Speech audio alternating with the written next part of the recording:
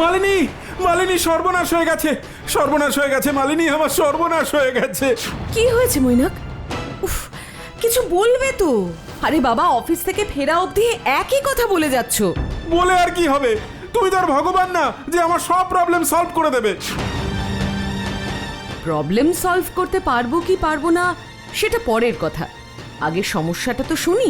আমার bank account থেকে সব টাকা উধাও হয়ে গেছে। সে কি, ডেবিট কার্ড চুরি হয়েছে? না মালিনী, কার্ড চুরি হয়নি, কিন্তু ওই কার্ড থেকে অনেক টাকার পারচেজ হয়েছে। কালই স্যালারি ঢুকেছিল, সব শেষ। দাঁড়াও মৈনাক, এত সহজে ভেঙে পড়লে হবে না। শান্ত হয়ে আমার কয়েকটা প্রশ্নের উত্তর দাও। সবার আগে মনে করে বলো, তোমার ওই অ্যাকাউন্টটা বা ডেবিট কার্ডটা তুমি লাস্ট কবে ইউজ করেছো? লাস্ট ইউজ করেছি গত সপ্তাহে, ওই যে যেদিন বাড়ির জন্য অনলাইনে গ্রসারি অর্ডার করলাম। এতদিন আগে যদি কেউ ডিটেলস পেয়ে থাকে তাহলে এত দেরি করবে কেন? ভালো করে মনে করে দেখো, কার্ডটা তুমি তারপরে কোথাও ইউজ করনি বা কাউকে কোনো কারণে হ্যান্ডওভার করনি?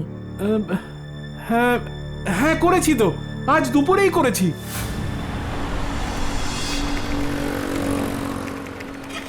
এই মৈনাক, লাঞ্চ টাইম তো শেষ হতে চললো, তুমি খেতে যাবে না?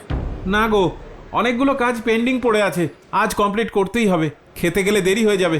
আরে যেতে হবে কেন, এখানে বসেই অর্ডার করো। আমিও তো তাই করলাম। একটা বার্গার জয়েন্টের 10th অ্যানিভার্সারি উপলক্ষে 10 টাকায় 2টো বার্গার দিচ্ছে। 10 টাকায় 2টো বার্গার? আরে দারুণ অফার তো, দোকানের লিঙ্কটা পাঠাও দেখি। হ্যাঁ, জাস্ট আ সেক। পেয়েছি, thank you. 10th anniversary offer, 2 burgers at just ₹10। চরম তো, অর্ডার করি। যা, কি হলো? পেমেন্ট হলো না, কিছু একটা গ্লিচ আছে মনে হচ্ছে। ও, হয়তো প্রচুর লোক একসাথে ট্রাই করছে বলে প্রবলেম হচ্ছে। না, আজ মনে হচ্ছে লাঞ্চে উপোস করেই থাকতে হবে। আরে উপোস করবে কেন? এই নাও, এটা ধরো। কিন্তু এটা তো তোমার লাঞ্চ। 10 টাকায় 2টো বার্গার, রিমেম্বার? ও দাও। এখন মনে হচ্ছে বার্গারটার জন্য পেমেন্ট করতে পারলেও 10টা টাকা অন্তত বাঁচতো। তাই কি? নাকি ওই 10 টাকার জন্যই তোমার অ্যাকাউন্টটা খালি হয়ে গেল? মানে? মানেটা পরে বুঝিয়ে বলছি, তার আগে আমায় ওই নতুন বার্গারের দোকানটা খুঁজে দেখতে হবে। না, এই নামে তো বার্গারের দোকান পাচ্ছি না। না, কোনো দোকানই নেই। কিন্তু আমি নিজে ওই দোকানের বার্গার খেয়েছি মালিনী, শ্রেয়া খাইয়েছে। I C. আর দোকানের লিংকটাও ওই পাঠিয়েছে। এই মালিনী, তুমি কি ওকে সন্দেহ করছো নাকি? করাটা খুব কি অন্যায়? তাছাড়া তুমি নিজেই বললে তোমার অ্যাকাউন্টে মোট ৮৩,৩২৪ টাকা ছিল, কারণ গতকাল তোমার অ্যাকাউন্টে স্যালারি ঢুকেছে। আর অদ্ভুত ব্যাপার দেখো, 3 বারে তোমার অ্যাকাউন্ট থেকে যে টাকা কেটেছে তার টোটাল হলো ৮২,০০০ টাকা। এর থেকে কিছু বুঝতে পারছো? কি বুঝবো? এটাই বুঝবে যে যে এই কাজটা করেছে সে জানে এই অ্যাকাউন্টে ঠিক কত টাকা ছিল, আর যে স্যালারির অ্যামাউন্টটা জানে সেই একমাত্র বলতে পারবে যে কারো স্যালারি অ্যাকাউন্টে অন্ততপক্ষে কত টাকা থাকতে পারে। তাই তো, এটা তো আমি ভেবে দেখিনি মালিনী। দাঁড়াও, আমি এক্ষুনি শ্রেয়াকে ফোন করছি। না মৈনাক, এভাবে অনুমানের ওপর ভিত্তি করে কাউকে অ্যাকিউজ করাটা ঠিক হবে না। হাতে প্রমাণ নিয়ে যা করার করতে হবে। আপাতত আমি অনলাইনে সাইবার ক্রাইম ডিপার্টমেন্টে একটা কমপ্লেন করে রাখছি, বাকিটা কাল সকালে দেখা যাক।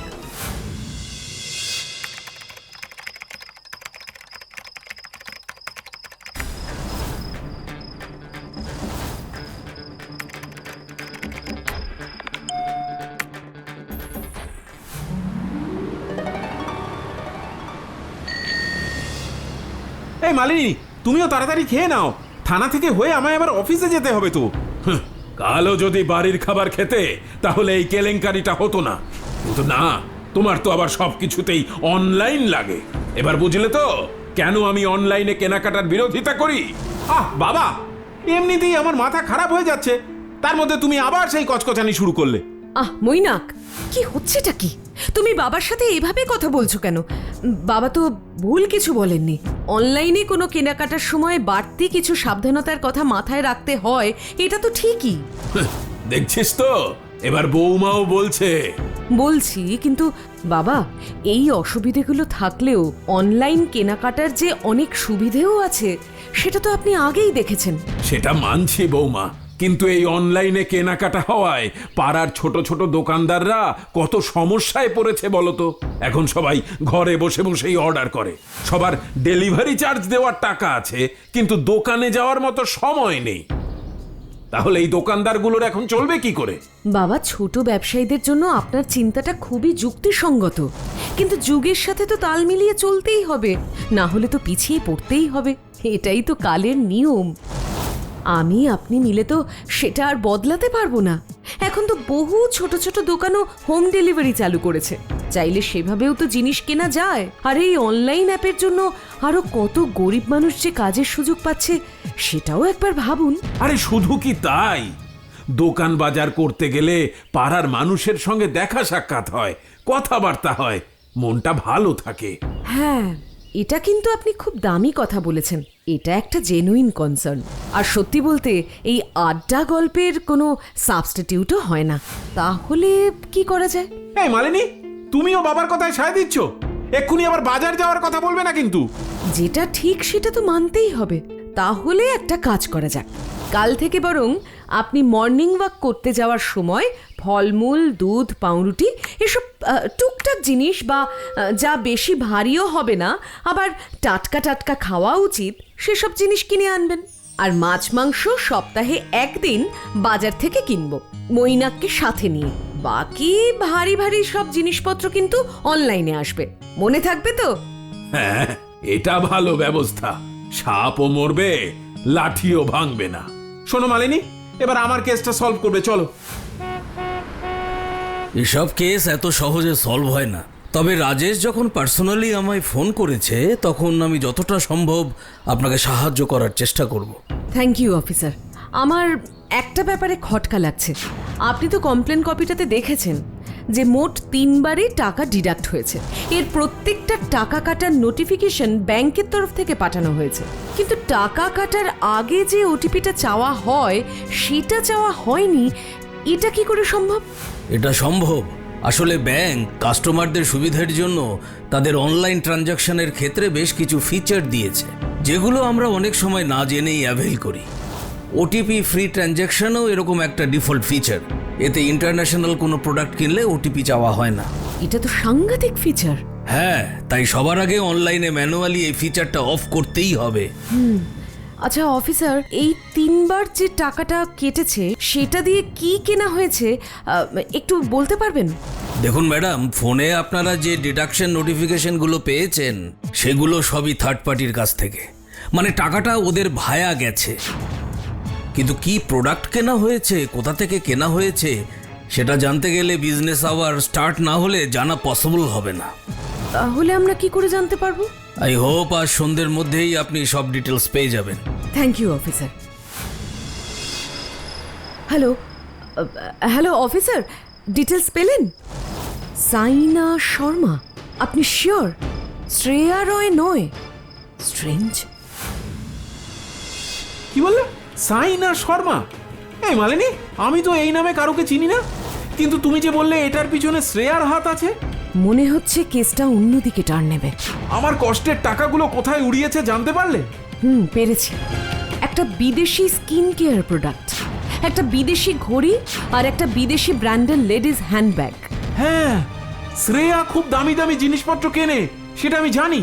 তবে সেসব জিনিসের দাম এত বেশি হয় কিনা আমি বলতে পারবো না। আর তাছাড়া তুমি তো বলছো এটা সাইনা নামে কোনো মেয়ে কিনেছে। সাইনা বা শ্রেয়া, সেটা তো কাল সকালেই বোঝা যাবে।